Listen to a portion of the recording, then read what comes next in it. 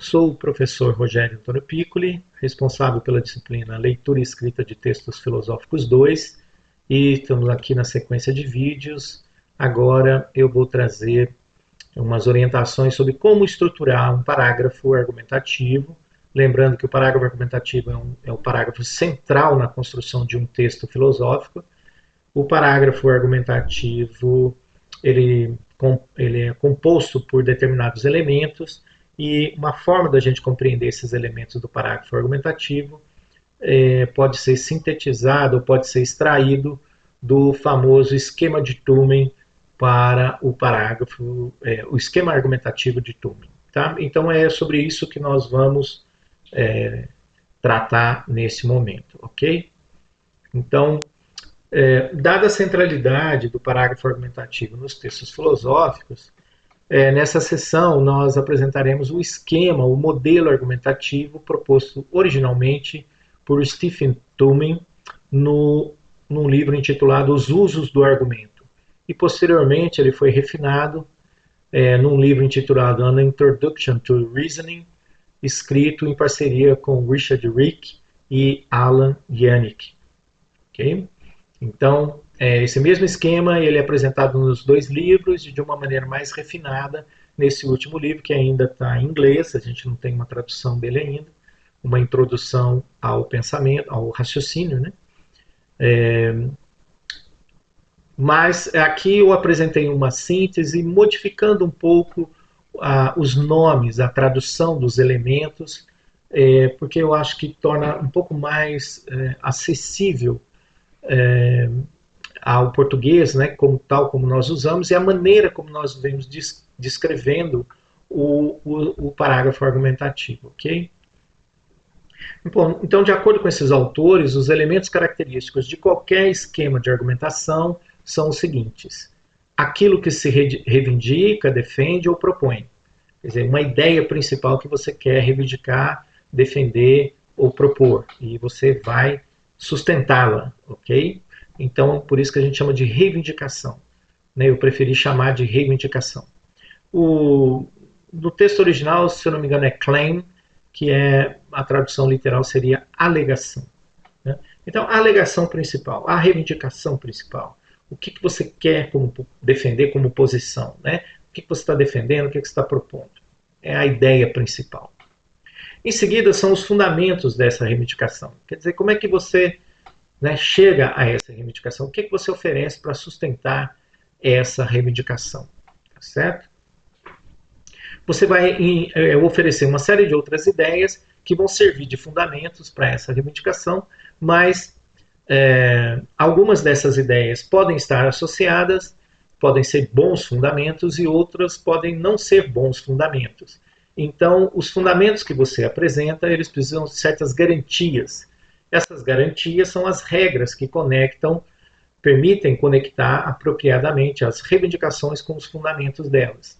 Né? Porque às vezes eu apresento um fundamento, querendo que alguma coisa apareça como fundamento, mas aquilo não é propriamente um fundamento. Né? Então, eu preciso, para dizer claramente que as ideias que eu apresentei como fundamentos, elas dão suporte à reivindicação, eu preciso oferecer garantias para esses fundamentos. Né? Então, garantias são essas regras que conectam reivindicações e fundamentos. Tá certo? E muitas vezes, essas garantias, né, elas precisam de apoios específicos, né? Porque às vezes essas garantias elas não funcionam propriamente como garantia, então aí você precisa ainda oferecer suportes ou apoios para essas garantias. E então, estruturada essa reivindicação, quais são os fundamentos delas, as garantias que a gente admite que permite conectar reivindicações com fundamentos e mostrar os suportes adequados para esses fundamentos, a partir daí a gente volta para a reivindicação e diz, né, a gente procura introduzir uma qualificação na reivindicação inicialmente feita. Quer dizer que a gente começa a estabelecer os limites ou parâmetros, né, de quais são, né, os contornos, os limites e as possibilidades daquela reivindicação que a gente está fazendo, porque ela não é uma reivindicação genérica, totalizante, absoluta, né? A gente tenta introduzir qualificações porque isso fortalece a reivindicação. A gente está dizendo aqueles casos específicos em que ela, ou para os quais ela funciona bem como uma reivindicação ou uma alegação principal, tá certo? Um outro movimento importante, né, é a gente antecipar a contestação ou as objeções e, por fim, as possíveis respostas a essas objeções, tá certo?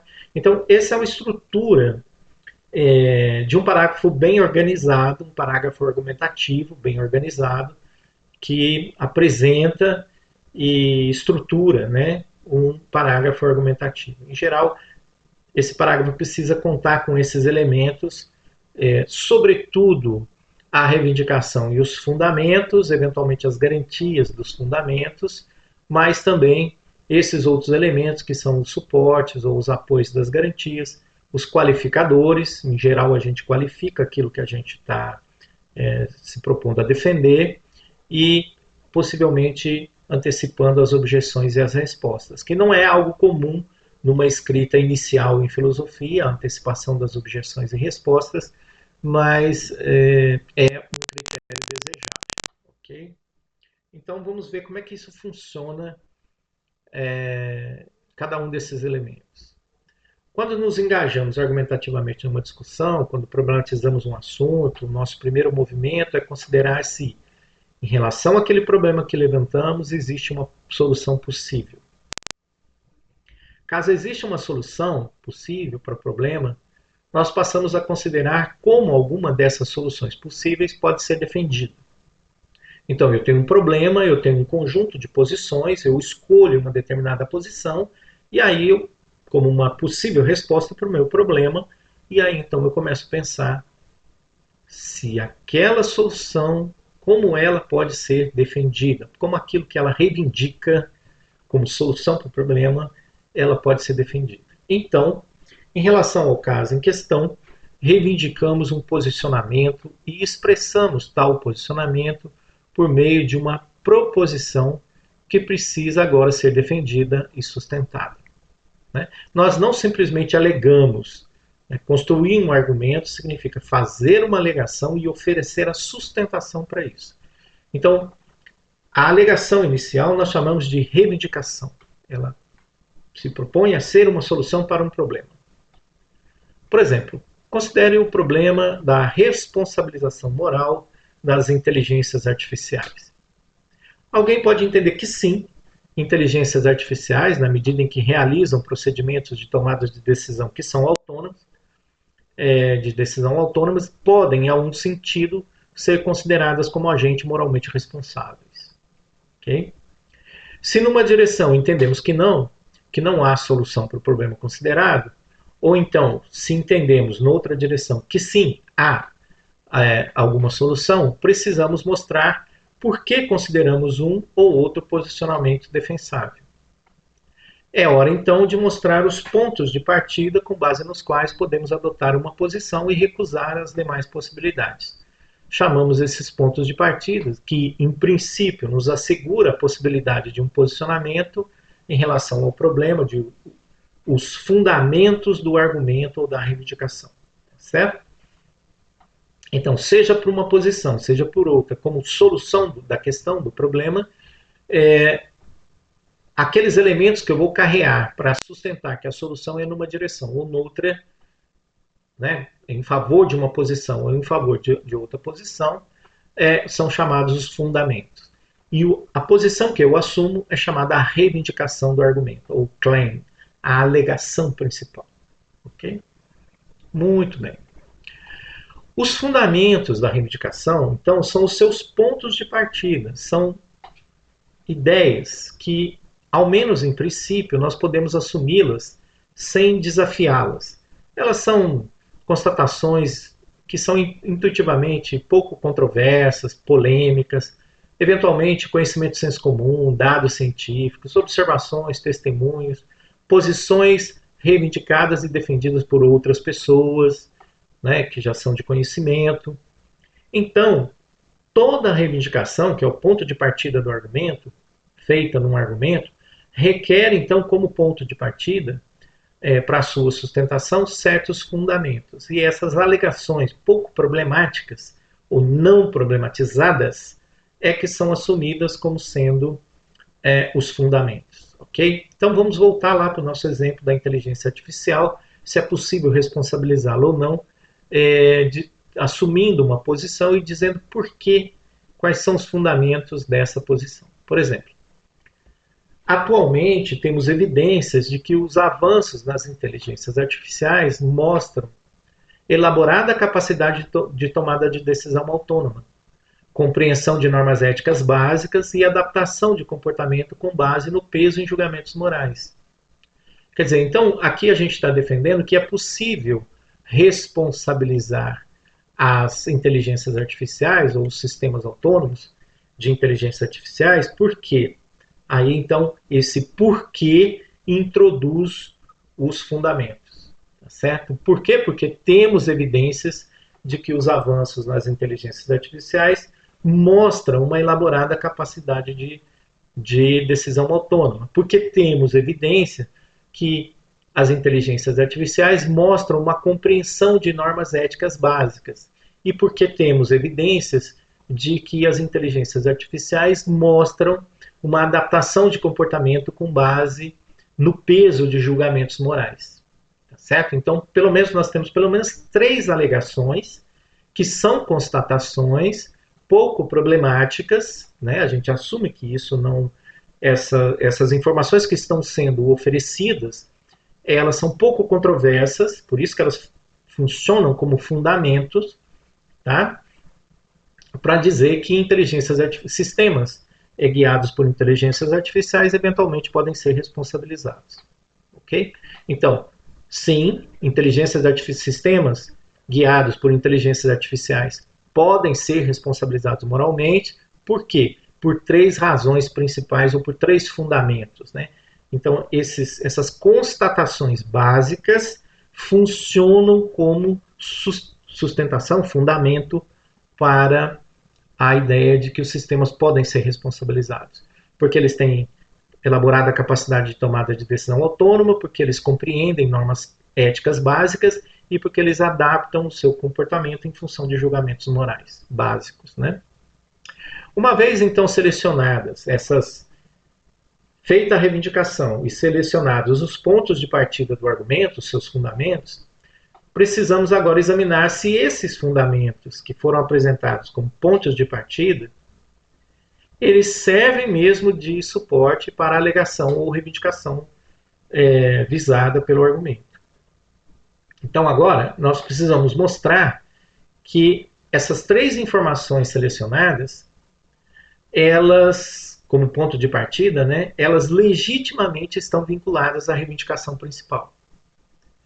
Então, para sustentar essa vinculação entre a reivindicação e os seus fundamentos, nós apelamos a alguma consideração geral, alguma regra, algum princípio, alguma norma, alguma lei, e nós podemos então pensar que nessas sustentações, como sendo, na forma de leis, princípios, regras, como sendo as garantias que permitem vincular os fundamentos que nós elencamos à reivindicação principal do nosso argumento.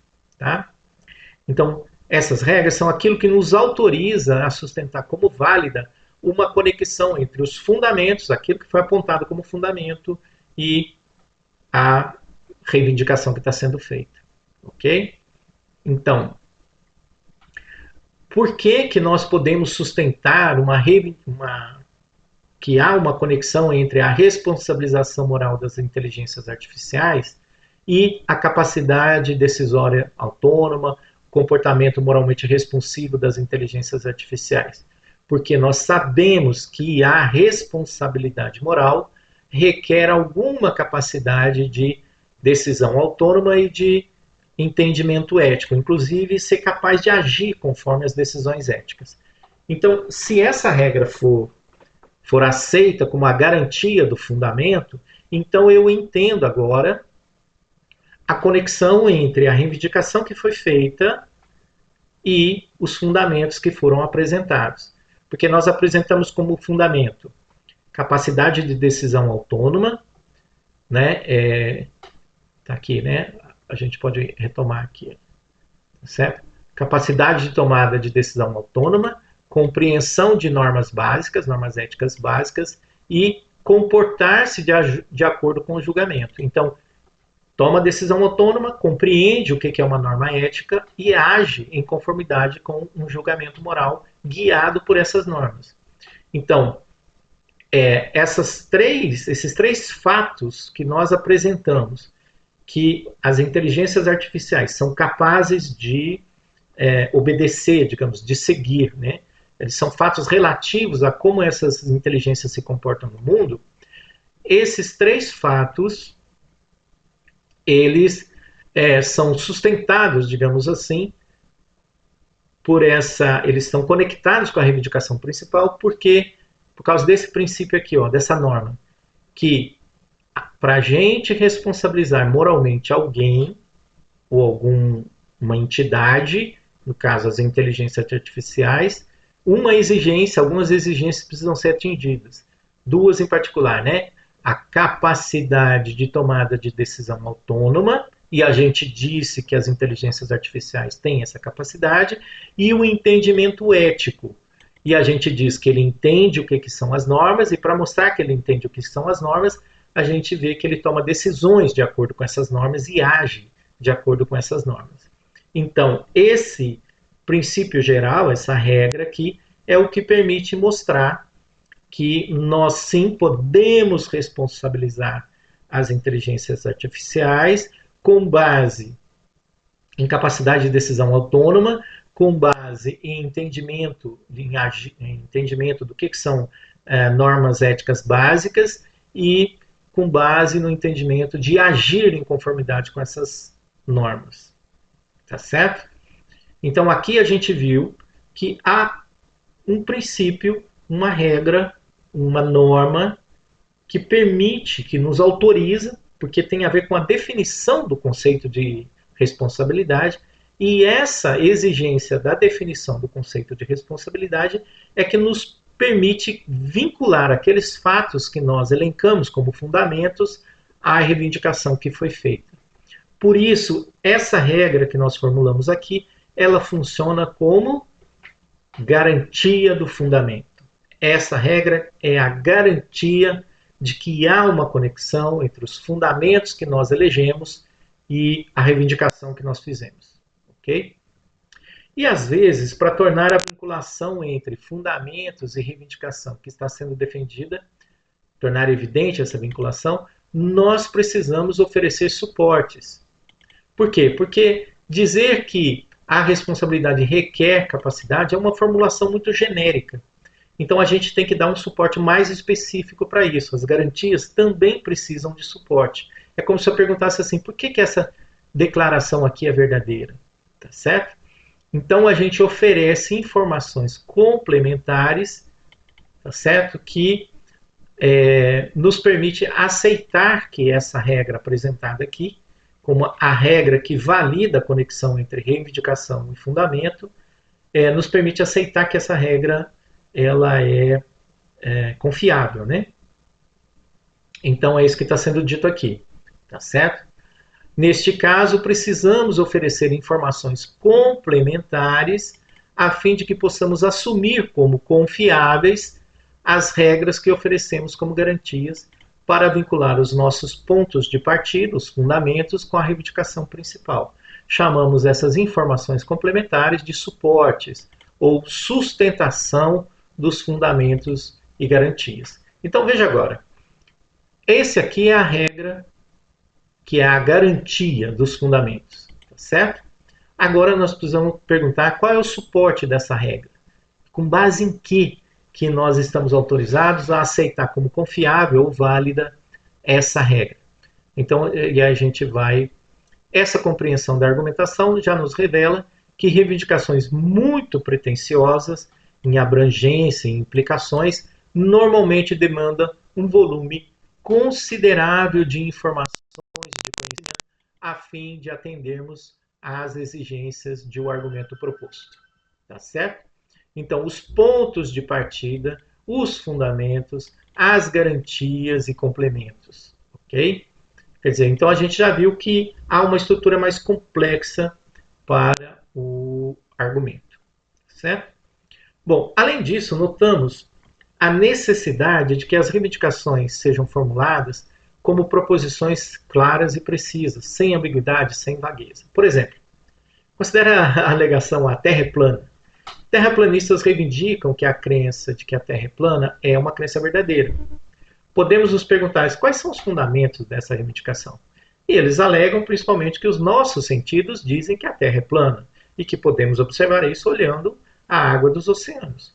E se perguntarmos quais são as garantias desses fundamentos, o que eles nos oferecem?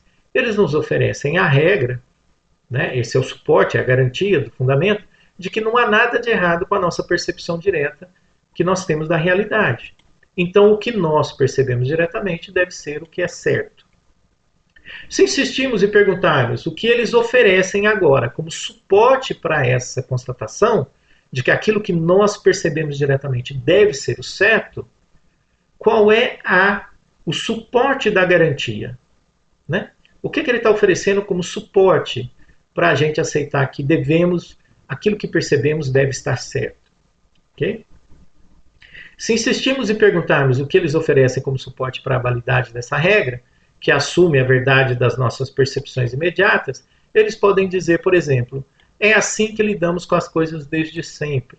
Ou o modelo terraplanista oferece uma explicação alternativa para as regularidades que percebemos nos dias e nas noites. Ou ainda, se as nossas percepções falham e as ciências também falham, erro por erro, é preferível que fiquemos com as nossas percepções simples. Tá vendo? Então a fragilidade do argumento terraplanista aparece pela falta de suporte para a regra que eles assumem como aquilo que oferece garantia para a vinculação entre a tese de que a Terra é plana e as evidências que eles oferecem de que a regra é plana, que a Terra é plana. Ocorre que tais alegações não são garantias, suportes apropriados, né, para adotarmos um empirismo ingênuo dos terraplanistas como regra geral. Esse empirismo ingênuo não tem validade como uma regra geral. Se essa pudesse ser uma regra geral verdadeira, válida, seríamos obrigados a assumir que os truques de mágica também são verdadeiros e que os corpos pesados caem com velocidade maior do que a dos corpos leves. O fato é que os nossos sentidos nos enganam e toda a ciência moderna desenvolveu-se no sentido de superação desse equívoco que os terraplanistas assumem como sendo a regra que oferece suporte, garantia para a vinculação entre fundamentos que eles apresentam e a reivindicação que eles fazem.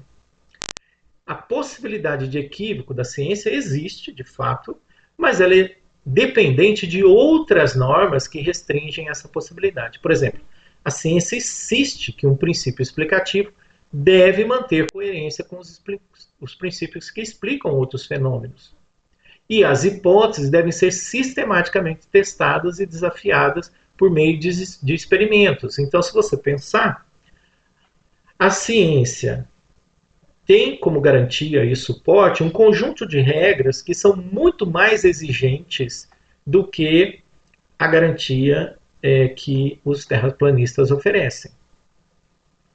O empirismo ingênuo dos terraplanistas ignoram completamente esses critérios, de modo que os equívocos deles não são qualitativamente tão longe de ser semelhantes aos das ciências. Pode ser que existam equívocos científicos, pode ser que os terraplanistas, os terraplanistas estão equivocados, mas os equívocos de um e de outro não são do mesmo nível, né? Se as garantias do terraplanismo fossem verdadeiras, nós voltaríamos a uma era em que as explicações para os fenômenos seriam baseadas em forças sobrenaturais, em feitiços, em encantamentos, e nenhuma tecnologia baseada em coisas que não vemos ou experimentamos diretamente, porque o empirismo direto é a base, né? Nada disso seria possível. O celular, por exemplo, que os terraplanistas usam, não seria possível. Ele teria que ser rejeitado como sendo cientificamente uma tecnologia cientificamente bem fundada. Então, retomemos agora os elementos fundamentais da argumentação. A reivindicação e os seus fundamentos. Esses são os elementos fundamentais. No que diz respeito à relação entre a reivindicação principal, que desejamos estabelecer com a conclusão, e a reivindicação principal, nós queremos que seja a conclusão, né? E os fundamentos são que os nossos pontos de partida, os fundamentos, a conclusão sempre será a posição controversa, disputável. Portanto, é ela que precisa ser defendida. Tá certo? A gente defende a conexão entre os fundamentos e a reivindicação, a gente oferece garantias e suportes para os fundamentos, para a conexão entre os fundamentos e a reivindicação, mas o que é disputável, o que é polêmico, é se aquela reivindicação feita, ela pode ser bem sustentada, pode ser defendida. Então, a posição que precisa ser defendida é sempre a reivindicação, né? O que a gente chamaria de a conclusão do argumento, né? Então, as premissas, que são os fundamentos, elas não precisam ser, a gente carreia a defesa para elas, mas elas não são as alegações que precisam ser defendidas, ok?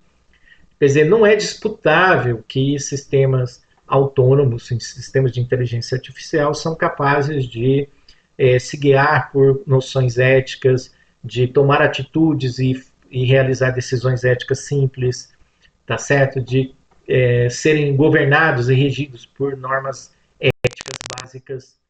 Nada disso está, e que eles são capazes de decisão autônoma, nada disso está em discussão, porque esses fundamentos para a reivindicação de que sistemas artificiais podem ser responsabilizados moralmente, esses fatos que nós apresentamos como fundamentos, eles são evidentes. Eles não estão abertos à disputa. O que está em disputa é se inteligências artificiais podem ser moralmente responsabilizadas, né? Se elas são entidades morais que nós podemos responsabilizar. Tá? E aqui, em princípio, nós estamos construindo um argumento dizendo que sim, né, com base nessa forma mais simples, digamos assim, de conduta moral, mas nós estamos tentando dizer que sim. Ok, quanto aos fundamentos, se queremos construir um acordo em relação a um posicionamento reivindicado, né, se nós queremos defender a reivindicação, os nossos pontos de partida não podem ser diretamente contestáveis. Eu não posso partir de ideias, tá certo? De o fato de que os sistemas, por exemplo, né, o fato de que os sistemas de inteligência artificiais têm alguma capacidade de decisão autônoma, eu faço a reivindicação, por exemplo, de que eles são conscientes. Pronto, aí é altamente contestável, né, se um sistema de inteligência artificial, que é basicamente governado por um algoritmo, expresse algum tipo de senciência ou de consciência. Não, isso está longe de... Né? Então, se eu tentasse, tivesse a pretensão de que o que está por trás é uma forma de consciência, tal como nós entendemos a consciência humana, eu estaria me envolvendo numa alegação muito polêmica, contestável, então ela não funcionaria muito bem para sustentar a reivindicação, tá certo? Não pode ser contestável, não pode ser de conhecimento exclusivo, né? Dito de outra forma, elas precisam ser aceitáveis e ser de conhecimento corrente, não pode ser muito polêmico, né?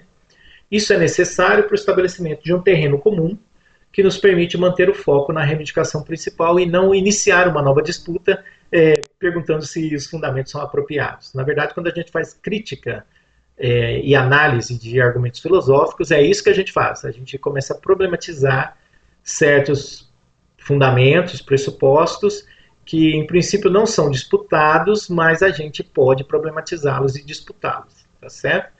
Dizer que eles não são tão autoevidentes, que eles podem sim ser contestáveis, mas de partida a gente assume que não. Tá? Então, esse acordo sobre os pontos de partida, pouco polêmicos, pouco contestáveis, é importante também, porque uma vez estabelecido, seria uma espécie de trapaça voltar ao ponto inicial e querer modificar os argumentos, né? Então, assim, eu apresento os fundamentos que sustentam uma reivindicação e aí eu tenho que me ater a eles, dizer que eles são os que sustentam. Eu não posso introduzir novamente outros elementos, tá certo? Então eu não posso voltar ao ponto inicial e modificar os fundamentos quando aqueles que mobilizamos falharam ao longo do caminho, né? A necessidade de evitar esse recuo está relacionada ao fato de que pretendemos, com argumentos filosóficos, estabelecer dentro de certos limites a verdade daquilo que está sendo reivindicado. Tá? Então é por isso que eu não posso ser ambíguo em relação aos fundamentos. Eu quero mesmo que a verdade dos fundamentos funcione como garantia para a verdade da reivindicação. Tá? Então, essa verdade que tentamos mostrar aqui é derivada da verdade dos próprios fundamentos ou de pontos de partida. Os fatos ou fundamentos que selecionamos e que pretendemos que sustentem a reivindicação principal precisam eles próprios ter um bom suporte. Né? Porque se eles forem contestáveis de partida, significa que eu não tenho um bom suporte para eles, significa que eu não tenho nenhuma garantia. Né? Então eu tenho que voltar e descartar esses e trabalhar apenas com aqueles para os quais eu tenho bons suportes e boas garantias. Em geral, as garantias para os fundamentos de um argumento são fornecidas pelas teorias ou por esquemas conceituais gerais que empregamos para interpretar a realidade. Tá certo? Então, naquele outro exemplo que a gente deu, a gente falou, olha, se alguma coisa é responsável moralmente, depende de decisão autônoma e de capacidade de seguir regras morais. Tá certo? E isso é definição de responsabilidade. Essas duas noções, elas fazem parte da definição de responsabilidade. Então, conceitualmente, um esquema conceitual que eu trouxe como sendo a regra que me permite vincular aqueles fatos que eu trouxe para sustentar a reivindicação de que sistemas de inteligência podem ser responsabilizados. Então, basicamente, essas regras que funcionam como garantias dizem respeito ao modo como nós construímos gêneros, espécies e determinados acidentes, propriedades, diferenças, etc. A diferença principal entre fatos relevantes e garantias é de ordem, nós digamos, funcional. Por quê? As garantias estão associadas ao tipo de reivindicação que está sendo feita. Tá? As garantias têm a ver com a adequação e as regras que expressam as relações entre os conceitos levantados pela reivindicação e os fatos oferecidos. É isso que o nosso, é isso que a regra de garantia que nós estabelecemos, que responsabilidade moral depende de decisão autônoma, própria, voluntária, né, de uma vontade própria, e depende de uma capacidade de seguir regras. Né? É isso que nós apresentamos como princípio de garantia, tá certo? Então, essas garantias são regras, princípios, normas, considerações genéricas que nos autorizam a vincular a reivindicação principal aos fatos. Cada área do conhecimento consiste num conjunto de proposições organizadas, segundo então essas regras, que nos permite conectar conceitos dentro daquele campo. E, obviamente, conectar ou aplicar conceitos aos fenômenos que essas regras descrevem, áreas descrevem. Né? Então, as garantias podem ser entendidas como essas regras de organização do conhecimento. Tá? Então, aqui é uma explicação da natureza mais abstrata das garantias. Tá? Claro, cada campo possui as suas próprias regras específicas de validação do conhecimento.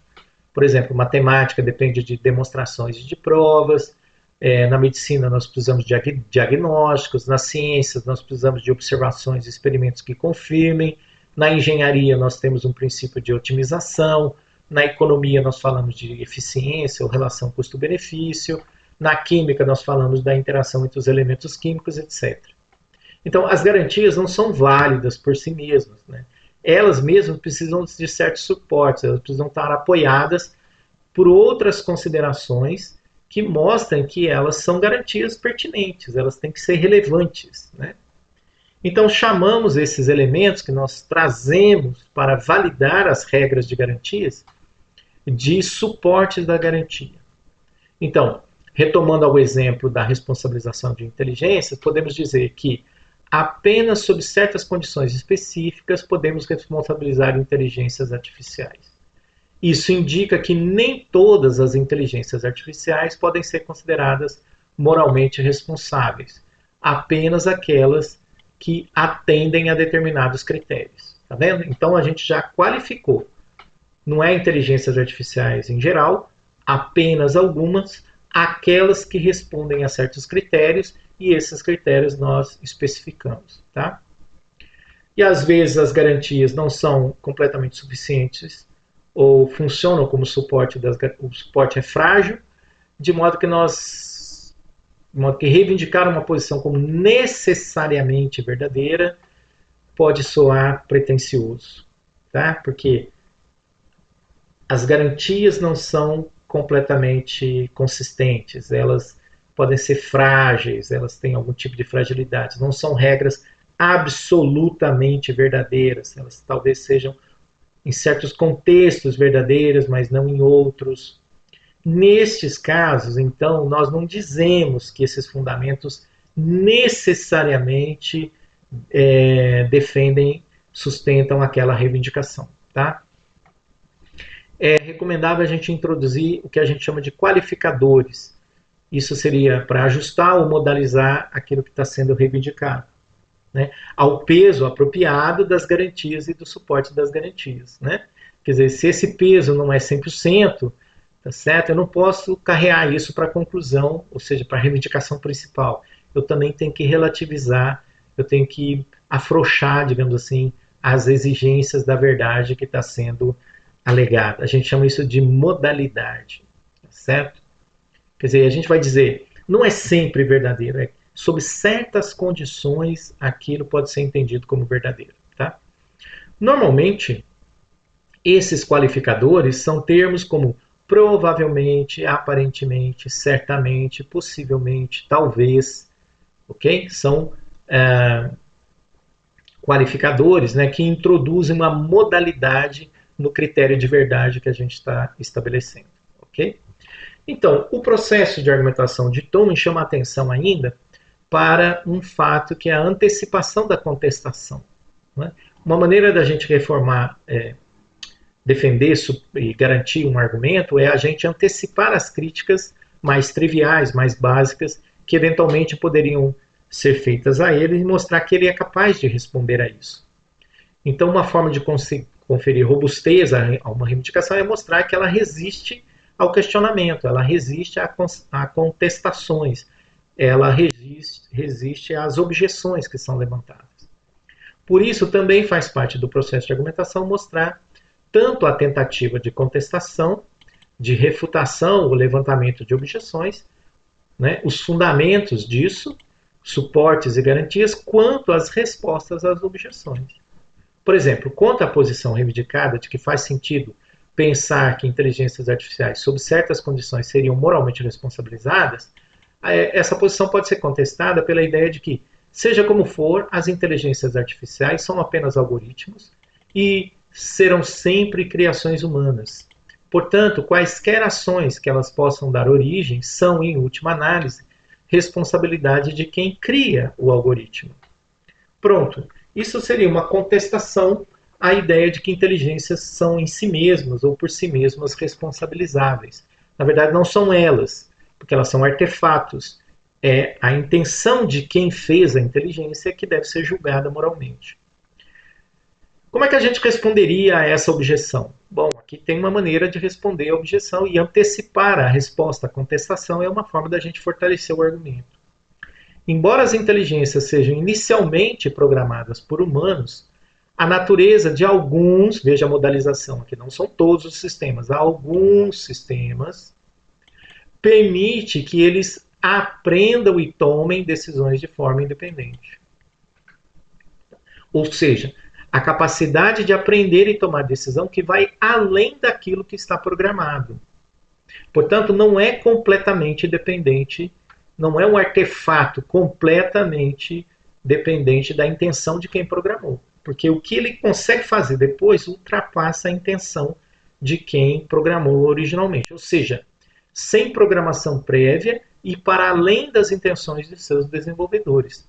Tecnologias como, veja que agora estou dando evidências que rebatem aquela acusação, tá certo? Tecnologias como aprendizado de máquinas e redes neurais permitem que as inteligências artificiais evoluam e desenvolvam capacidade de decisão própria, tá certo? Então, as decisões não são dependentes da intenção de quem programou o algoritmo. Por quê? Porque o aprendizado de máquina modifica o próprio algoritmo. Né? Isso é feito através de aprendizado com experiências e sem a intervenção direta humana após a configuração inicial. A gente liga a máquina e vira as costas. Aí ela começa a fazer sozinha.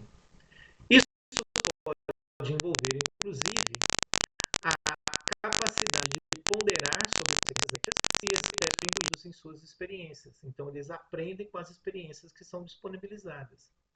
Finalmente, analogamente às corporações, né, às empresas, né, que são criações humanas, responsabilizáveis por suas ações de forma independente dos indivíduos que as compõem, também as inteligências artificiais podem ser vistas como entidades autônomas com responsabilidades próprias. Né? Então, é claro que não é qualquer tipo de inteligência e não é responsabilidade em relação a tudo. Né? Então, todas essas questões são modalizadas, todas essas questões são ponderadas. Ok? Bom, se a gente quiser estruturar, né, esses elementos do esquema de Tome, então aqui a gente volta, aqui tem uma listinha deles, né? A gente vem apontando um a um deles, as garantias, os suportes, né? Um a um desses elementos, os qualificadores, a contestação, né, que é a crítica, né, a resposta à contestação, tá certo? Então, vale dizer que o esquema de Turing trata a estrutura ideal de um parágrafo argumentativo que contém não apenas as premissas, os fundamentos e a conclusão, que é a reivindicação principal, mas também outros elementos de garantias dos fundamentos, de suporte para as garantias, de qualificadores de reivindicação e respostas a possíveis contestações e objeções. Acontece que nem sempre um parágrafo argumentativo é construído de uma forma assim tão completa. Né? Muito mais comum encontrarmos uma estrutura de reivindicação e fundamentos apenas, ou seja, conclusão e premissas. No entanto, inegavelmente, a preocupação com as garantias e os seus suportes, e a possível contestação e a resposta, são aspectos que conferem grande robustez e consistência ao parágrafo argumentativo.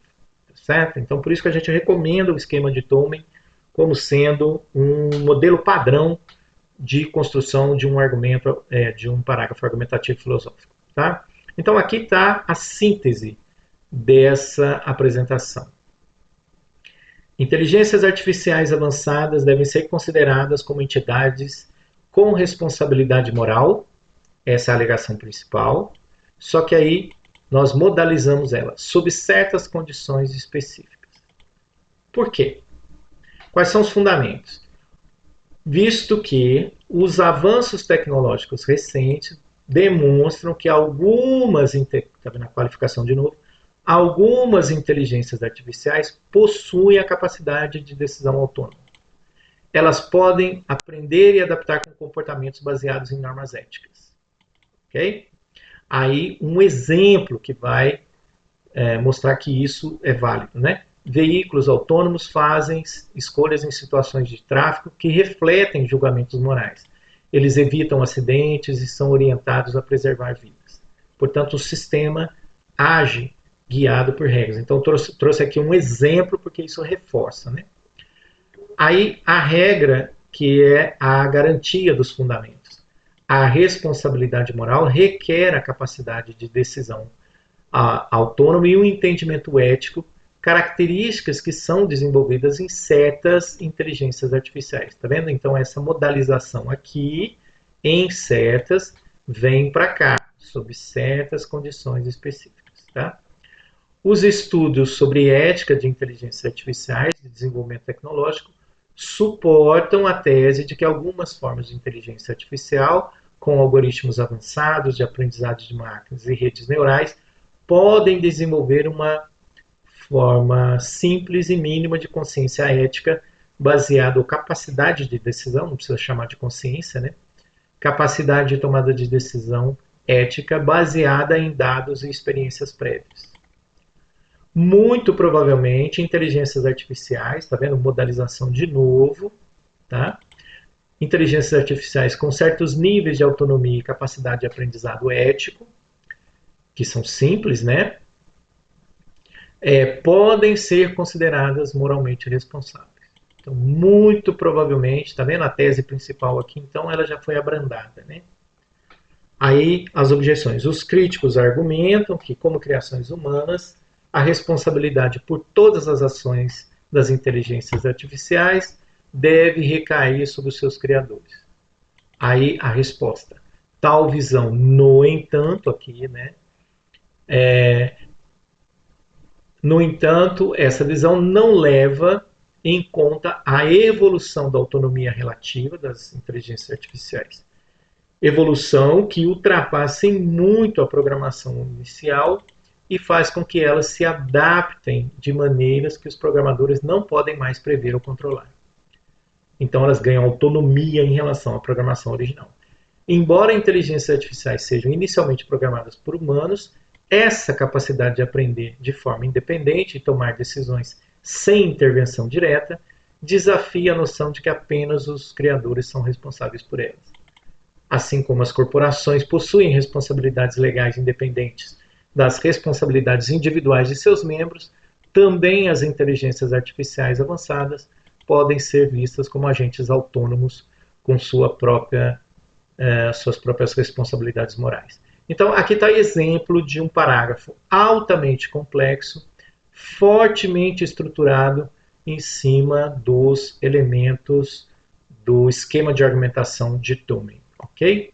Então, basicamente é isso que a gente queria mostrar nessa segunda parte, né, da unidade 3, a importância dos elementos do esquema de argumentação de Turing para a construção de um parágrafo argumentativo filosófico, tá bem? Na próxima unidade, a gente vai falar sobre a construção da resenha de textos filosóficos, tá bom? Então, até o próximo vídeo.